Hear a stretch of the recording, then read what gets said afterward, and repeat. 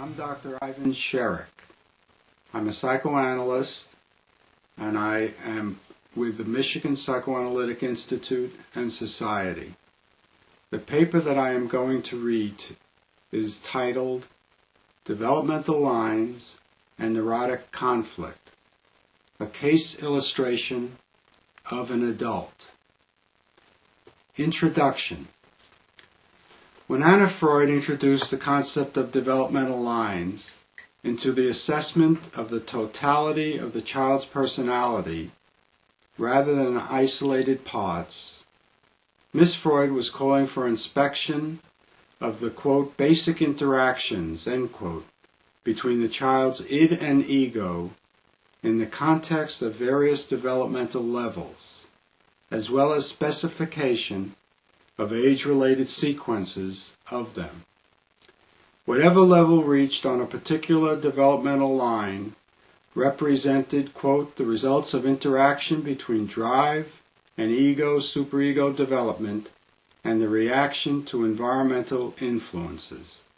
That is, between maturation, adaptation, and structuralization. Far from being theoretical abstractions, developmental lines are historical realities which, when assembled, convey a convincing picture of an individual child's personal achievements, or, on the other hand, of his failure in personality development. End of quote.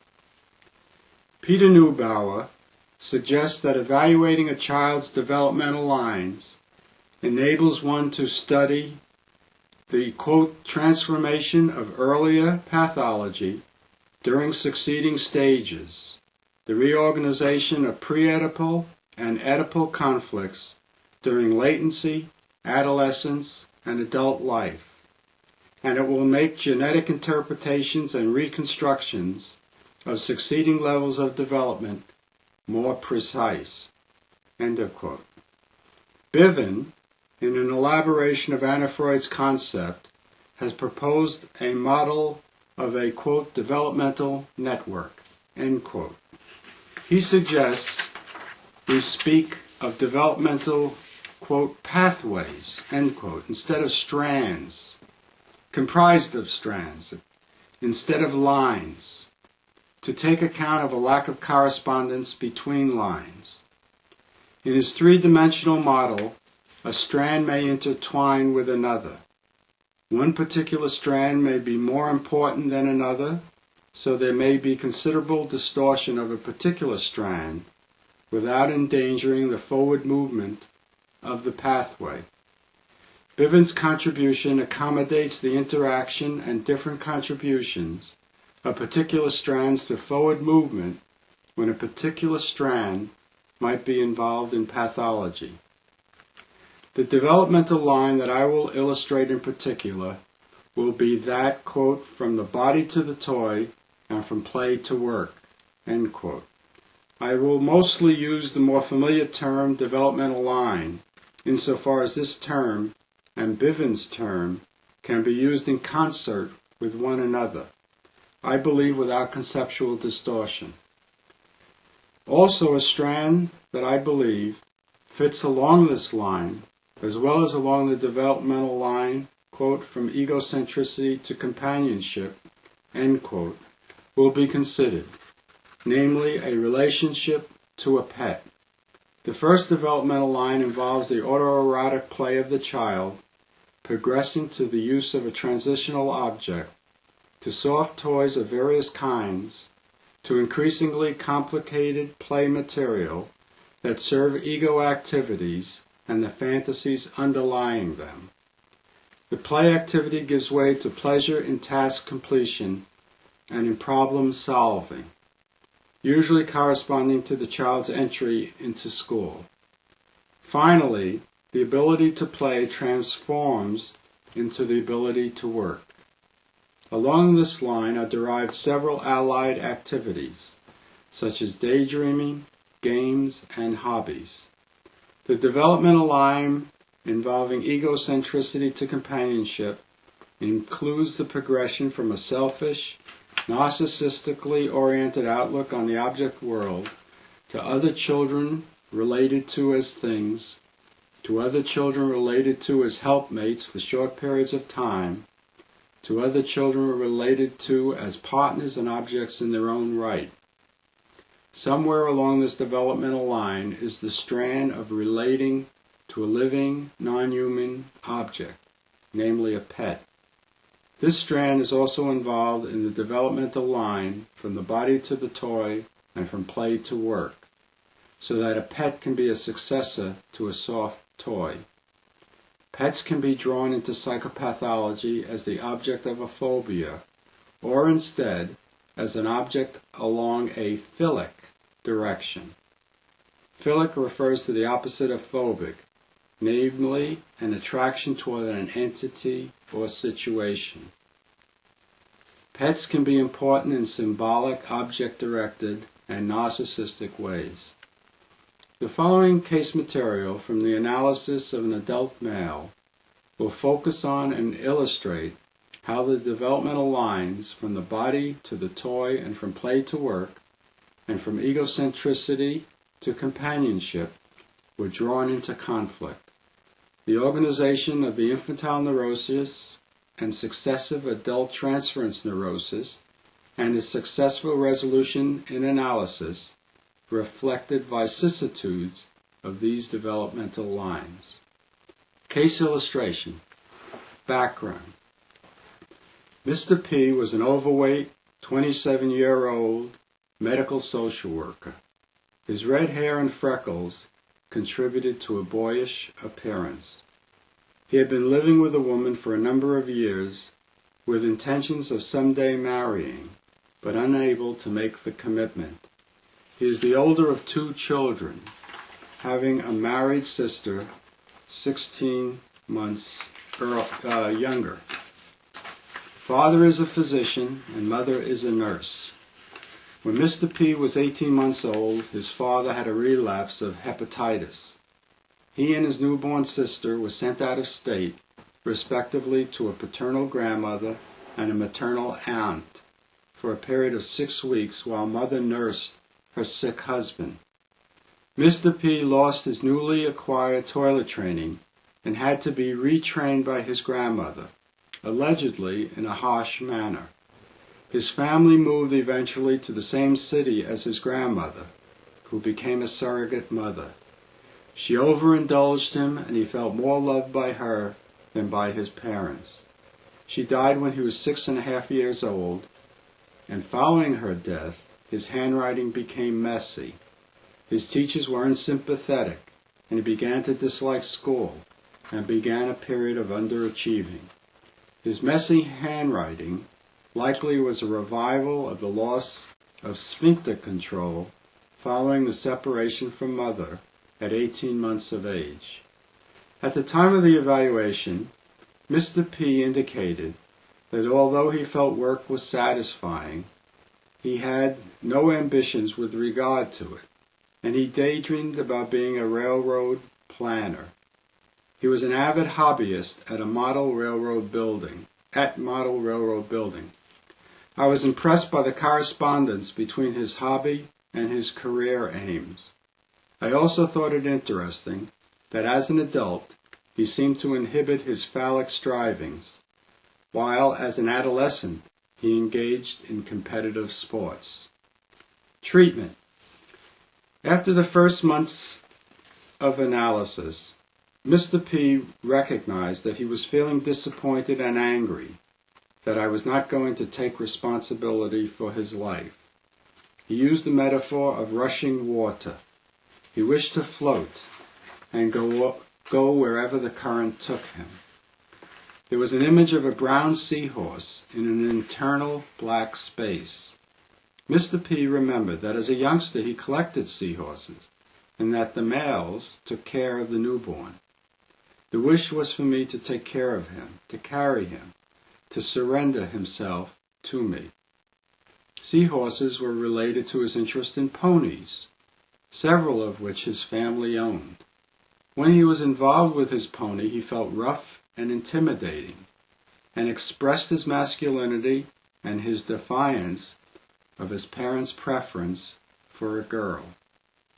He went from a latency in early adolescent intense interest in riding horses to a late adolescent keen interest in racing cars, to an adult fascination in the awesome power of locomotives. In this early part of the analysis, resistance was based upon his expectation that he must be intellectual and rational, and not deal with mundane issues, but instead deal with principles. He claimed he learned this from his father, and thought this was the way to gain father's respect. He used the metaphor of a train. He had to conduct himself in analysis along a narrow path and know his destination in advance. In this connection, Mr. P had a childhood memory of going under general anesthesia for a tonsillectomy, and another association to a single bad trip after the use of LSD. The lack of structure he perceived in analysis was frightening to him. I wondered to myself when the analytic trip would enter a dark tunnel and he and I would encounter scary, quote, stuff, and resistance to examining the memories and fantasy images would emerge. After 6 months of analysis, it was clear that he perceived his mother to be physically stronger than his father. Father was ill with hepatitis and chronically fatigued and inactive. My analysand saw me as a hermaphrodite, someone who combined mother's nurturance and creativeness with father's understanding. He was beginning to recognize a wish for power, namely the kind of power he felt as a 6-year-old when he took a train trip out west to visit relatives. On that trip, he identified with a speeding train that propelled him away from an unhappy experience with an unpleasant second-grade teacher, and from his sadness about the recent death of his grandmother. During a long weekend interruption in the analysis, he became aware of feeling frustrated and wishes for closeness with me. In my absence, he was crabby with his girlfriend, and such feelings were familiar with past dealings with his sister. He recognized the sexual quality of such displaced fighting. I was impressed by both his strong working alliance and capacities for reflection and understanding. He noticed a white noise machine in my waiting room. Mr. P inhibited his curiosity as to what type of apparatus the machine was, similar as to how he had inhibited his sexual curiosity as a boy. The machine, as well as a desk lamp that he thought resembled a crystal ball, became symbols of my power, which he coveted. Eventually, we conjectured that despite perceiving his father to be physically weak, he must have been envious of father's larger penis and also his greater fund of knowledge. Father was described as acting like an, quote, amateur psychologist, end of quote. Earlier in the day, he recalled a childhood memory of the pleasure he had experienced when he finally ate 2 eggs, like his father.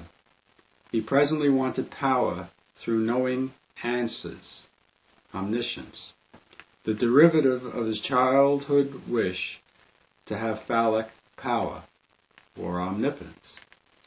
He conjectured that his mother distorted his father's image, portraying him as omnipotent and omniscient because of her own unconscious need to have a strong and knowledgeable man replace her own father, who died when she was a latency-age girl.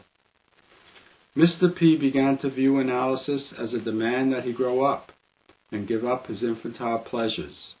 It was in this context that he took a vacation after approximately a year of analysis. The train trip was a way of avoiding the intense feelings he felt towards me, as well as an unconscious attempt to be imbued with the awesome power of the locomotive. Imagining possessing such power and competitive, destructive capability, he in turn retreated to a position of helplessness and powerlessness, once again needing to believe the analyst father to be omnipotent and omniscient. Following the first long interruption, the summer vacation, material began to emerge of a fantasy that Mother was the sexually aggressive woman who damaged and weakened her husband and could do similarly to him. He wanted me to tell him how I survived threatening women. He wanted me to be an auxiliary ego, to use a magic marker to underline the important steps he could look at when he felt he could not sustain feelings of strength, to reassure him about his wish to be a good boy rather than an adult male like me or father. Once positive Oedipal wishes were interpreted, Mr. P's discouragement lifted, and he became aware of welcome changes in his life.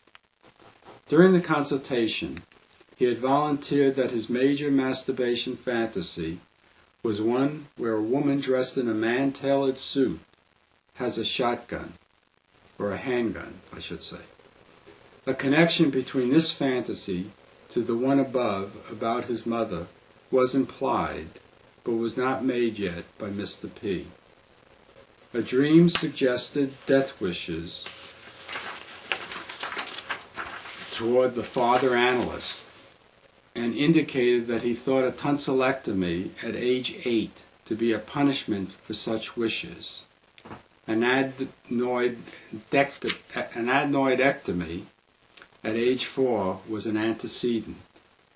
The link between his tonsillectomy and analysis could be made, namely, that I would punish or castrate him if I came to understand his wishes before he could conceal them. Mr. P began to play racquetball, the first competitive sport in 6 years. Mr. P had a vague sense that he could be destructive, and became aware of wanting to be revered like he felt his father to be. At his railroading club, he became fearful of becoming controlling once he assumed a position of power. He had to underachieve to defend against this. For example, in analysis by feeling unable to free associate. What emerged was a wish for me to be like grandmother and rescue him. She was powerful and idealized him, as father was idolized at home, likely because Mr. P was a replacement for her dead son for whom he was named. Even his father acted timidly towards this matriarchal woman. Mr. P became aware of how his pony became the successor to grandmother. His pony was feared by all but him. Once he realized that he wanted to be revered rather than just approved of, and that his conscience used that unfair standard to judge him by, Mr. P changed his attitude toward himself. He seemed less discouraged and began to think about a career change. He regretted having given up his past ambitions to be a veterinarian because of its link to hateful feelings for his parents. He had been very skillful with animals, as he was with his railroading hobby, but here too he could not openly demonstrate it.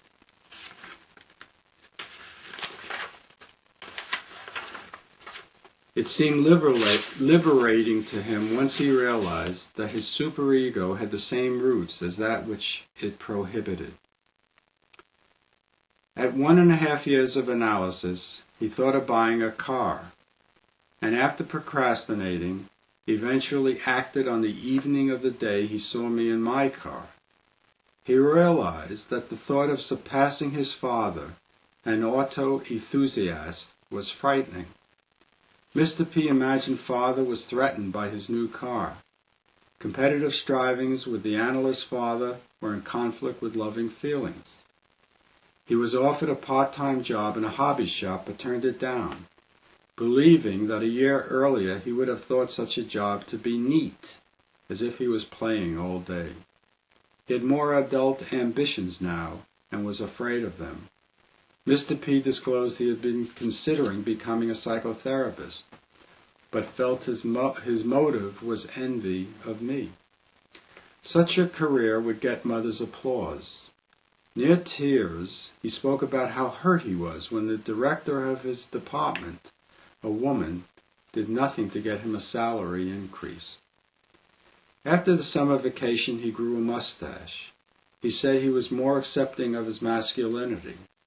He also grew a beard, but shaved it off because it did not look good. He volunteered, negation, that it did not mean that he was not as good or as worthwhile as me. I happened to have a beard at that time. He had a fleeting image of himself as a father and as a husband. While his masculine self-image was more acceptable, Mr. P had some doubts about being competitive with me.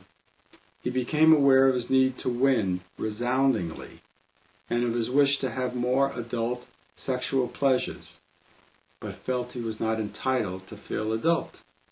It was because of superego doubts about his entitlement to feel and act adult that he did not determine how much money he had in bonds, which his mother was holding for him, so that he could reinvest the sum and receive higher interest. As Mr. P was beginning his third year of analysis, he began to wonder about how accurate his perception of me was, and wondered when he would be ready to end. In a dream, he gave his father the role of a patient to humiliate him. As an analysan, Mr. P felt humiliation because of status differences with me. He identified with women as a defense against his competitiveness with his father. As a medical social worker, Mr. P believed he was doing woman's work compared to his physician father. He became fearful that his anger would become unleashed. He fantasized flinging his newborn sister onto the floor, breaking her torso and the back of her head as if she were a doll. His father points to the door to banish him and send him away. Following this fantasy, he decided to shape his life more and be more in control of it. He recalled as a 5-year-old child reading a book about a blind pony. This led us to speak about derivatives of castration. Around the time that he had been reading this book, his ears had been punctured in an emergency treatment late one night because of fluid accumulation. He thought his mother was present when the general anesthesia was administered. He had a vague idea that Mother was the one who punctured his ears. He could not recall the name of the ENT surgeon and thought that it was, quote, Goodman, but later realized that this was inaccurate. This thought was a disavowal of the idea that his parents were castrators. Eventually, it could be pointed out how, unconsciously, his ears, tonsils, and his penis were all equivalent, and that my words became the scalpel that entered his ears.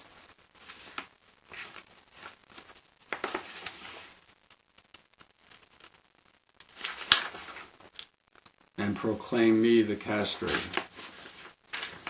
As a young boy, he believed that castration as retribution for unruly boyishness had advantages, insofar as he believed Mother preferred girls and would take care of him following surgery.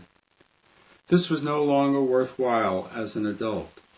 After further working through of his pattern of self-castration, he proposed marriage to his girlfriend. Mr. P felt this to be a big step into adulthood. A dream was reported. He was squirming on the couch, and then he could not find his car in the parking lot after a session. His associations pointed to his embarrassment about masturbation. He felt I would castrate him if he disclosed details about his sexual fantasies. He loved me, and he was afraid of losing that love. He claimed he did not know about masturbation when his father admonished him for engaging in the activity. But his father thought he did, and that made him believe father to be a fool, someone easily tricked. This was the seed for rebellion, as well as the seed for excessive self-control, because of fear of the consequences. Mr. P believed his secrets to be his ace in the hole and his inner strength. His adult self had to help his child self understand that if the secrets were revealed, he was not abandoning the latter.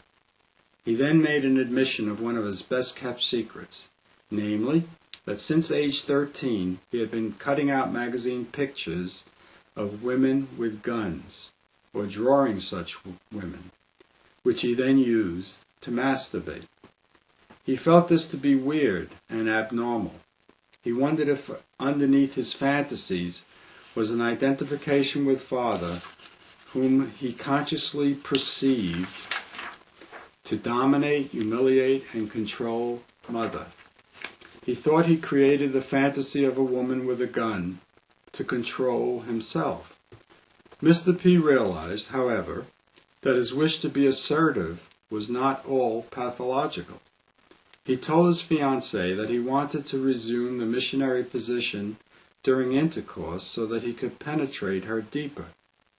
He had capitulated to his fiancée and had assumed a position during sexual intercourse that had made this impossible.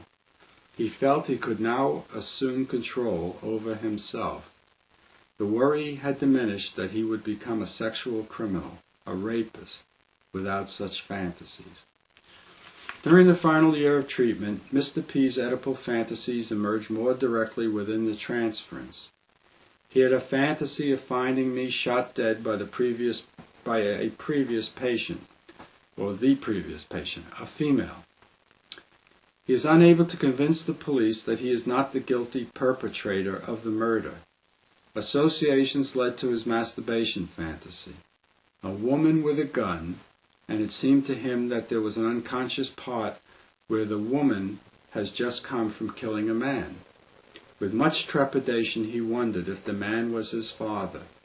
In the fantasy, Mr. P succeeds in convincing the woman not to hurt him. After the attempted assassination of President Reagan, Mr. P felt guilty and positive Oedipal death wishes were interpreted. He said he wanted respect and status in enormous amounts so that he would know he was victorious over his father. A dream was reported wherein he was having plastic surgery on his urethra to correct a minor defect. What emerged was a conflict about masculine pride because of envy of the analyst's father's bigger penis and more forceful stream of urine. Mr. P associated to his pony, which urinated with a forceful stream. Only he could control his pony. As a boy, his responsibility was to clean out the barn. His pride and confidence in this responsibility and in handling his pony made him feel very strong and masculine. There was tacit support for this by mother, but for her own nostalgic reasons. She had grown up in the West. His parents, however, did not praise him for his phallic competence in managing the pony. They were only concerned about the mess he had to clean up. He identified with his male pony, which showed dominance over the female pony belonging to his sister. One way his pony showed dominance was by eating the other pony's food.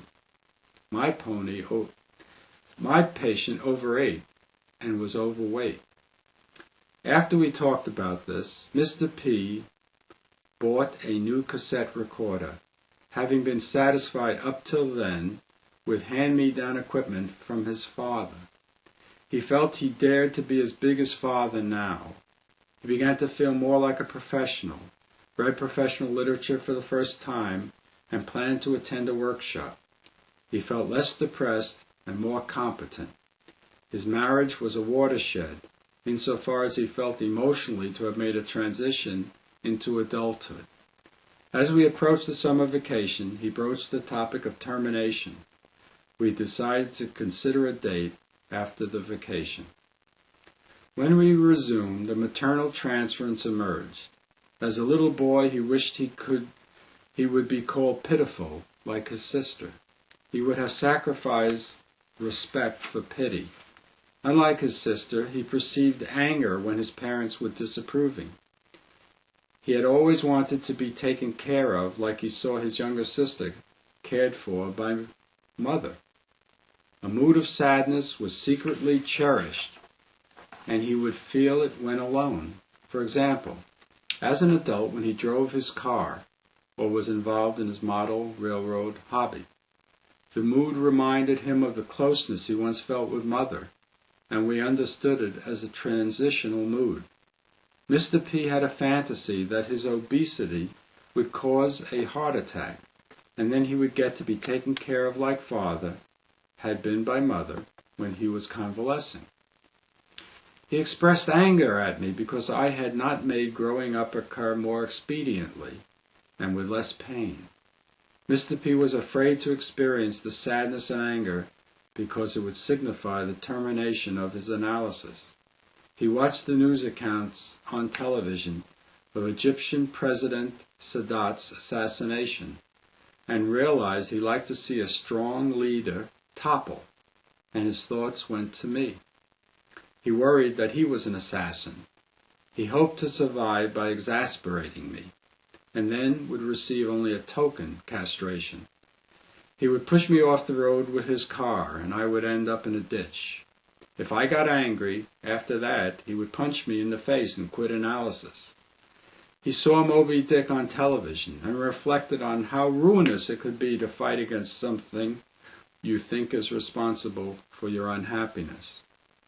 When he was 8 years old, he had already decided not to live up to his potential in retaliation towards his parents, whom he felt did not acknowledge his masculinity. In the transference, I would be the analyst amateur psychologist who failed at his work insofar as Mr. P would remain bitter, envious, and underachieving in his analysis and work. Mr. P felt that the wish to displace his father in status and the wish to be taken care of had come together. It was not going to happen, nor did he wish it to do so. It was the perspective he had been seeking, and now he was nearly ready to set a termination date. His fear was that he would be unable to sustain his gains in confidence. There were still some secrets having to do with his masturbation fantasy that he wanted to disclose. When his sister was several years old, she and mother would play a game where mother would pretend to shoot his sister, who would then say, quote, "You didn't get me." He would feel excluded and hurt. He felt the masturbation fantasies contained elements of this game. Also, in his fantasy, it is the woman, not him, who implicitly has shot the man, father. The woman, mother, is stronger than he is, which is reassuring because it used to frighten him that father was weak and could not set limits. He felt controlled, like how he felt when controlling the pony. Following disclosure of these details, he accidentally cut his finger while working on a model train. Within the father transference, I pointed out the defense of turning passive into active. He was feeling adult and mature over the weekend, and this made him fearful of castration. As a child, he felt he was not supposed to be a sexual and aggressive boy. From here we could go on to understand how he viewed his mother as strong in order to compensate for a weak, ill father, and how the gun in the masturbation fantasy was a penis. The interpretation of his fantasy of mother as a, quote, phallic woman was experienced very intensely. Mr. P felt the only thing he had to fear was self-castration. He understood how he had identified with mother's masculinity and father's femininity. As he began to see himself more realistically, Mr. P began to consider my flaws, which made me less than a perfect analyst. He had believed that father was supposed to steer him around life's obstacles, around the fears mother had of the world. Father acted as if he had all the answers, imagining himself an amateur psychologist. Now Mr. P recognized Father to be imperfect, and that it were impossible to protect him from all dangers. He had a new attitude about becoming a parent. The spare room could be turned into a nursery room. It had been used as a hobby room that did not have to be cleaned up, causing him to feel like an indulged little boy. The spare room no longer had to be a substitute for the barn in which the past control battle with his parents had to be refought. He recognized that his fantasy of being rescued and transformed into a perfect being with no conflicts had not been realized, not because I was insensitive or incompetent, but because it was unattainable. Discussion. We are accustomed to think of developmental lines as normal aspects of personality. Analytic case material has been presented to illustrate how these developmental lines were drawn into a latency boy's childhood and adolescent neurosis, and then given revived expression and worked through as an adult in his transference neurosis. This should not surprise us, insofar as developmental lines are compromise formations to begin with, and can be drawn into and elaborated upon in future conflict. In addition to maturation, adaptation, and structuralization are involved in developmental lines, and neurotic conflict can affect each.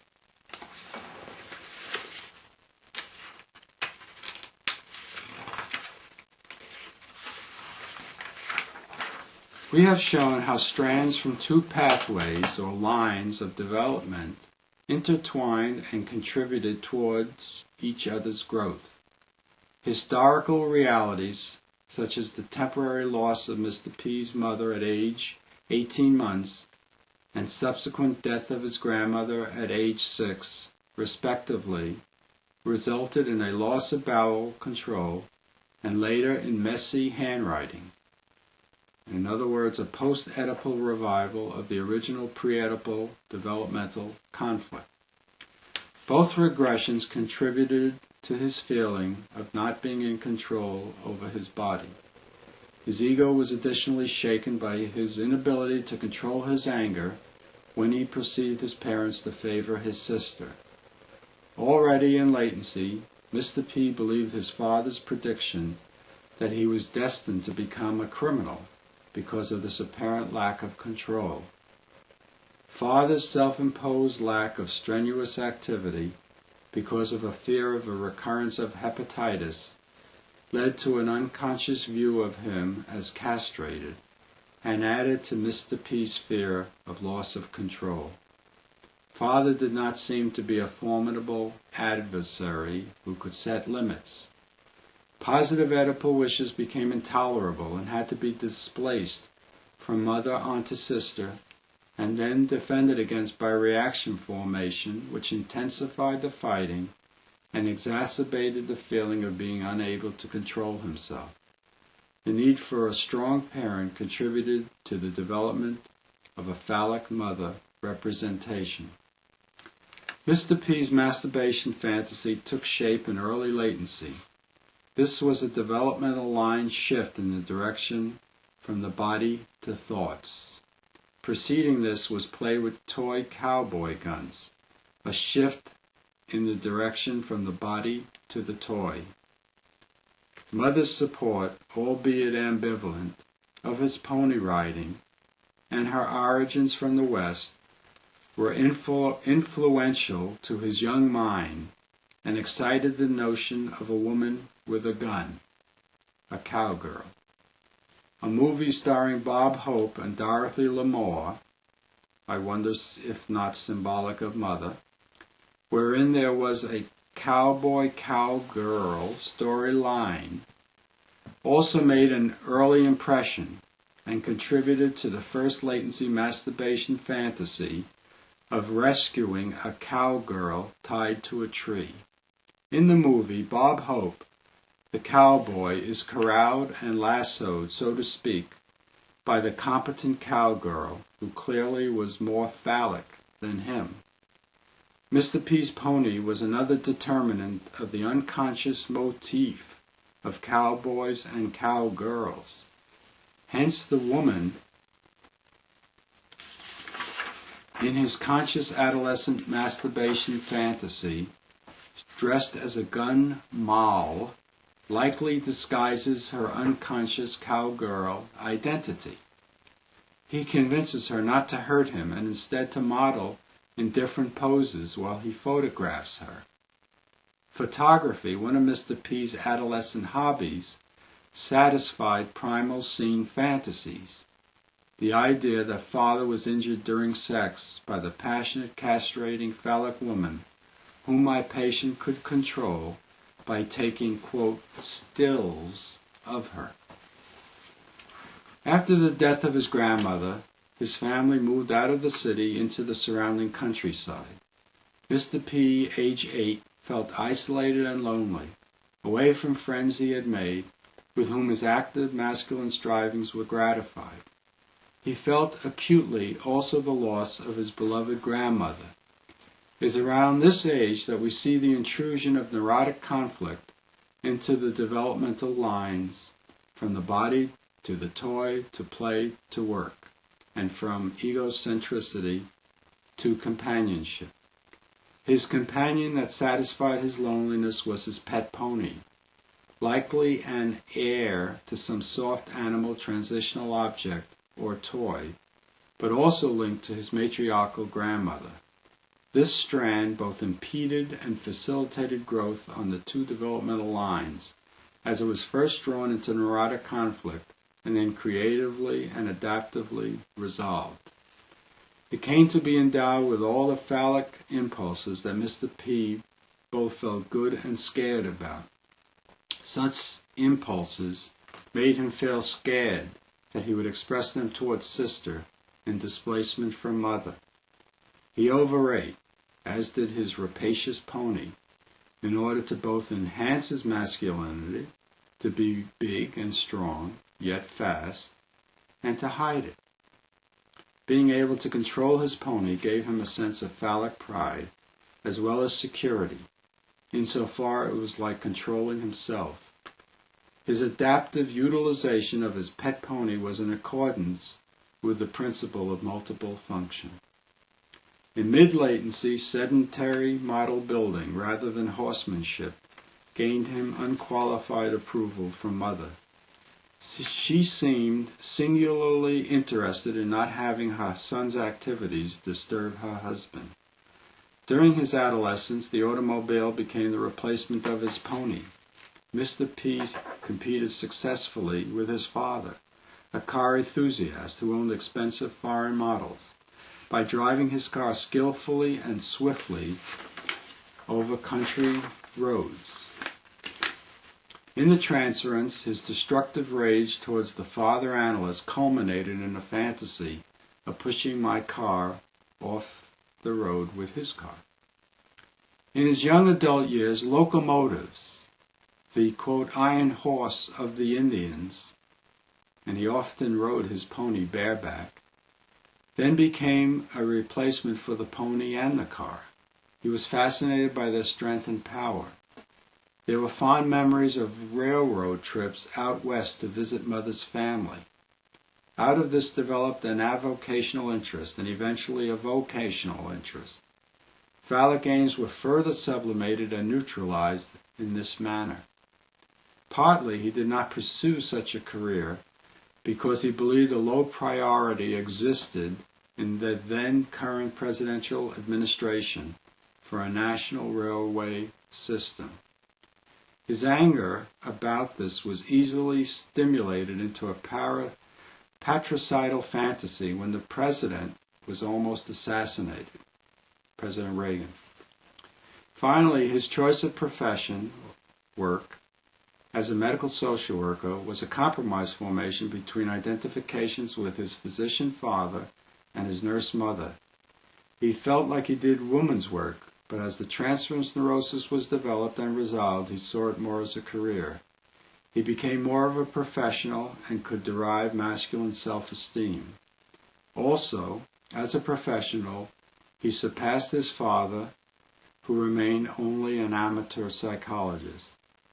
Paraphrasing Anna Freud, we can say his developmental line from the body to the toy and from play to work conveys a sense of personal achievement and not failure when assembled as an historical reality.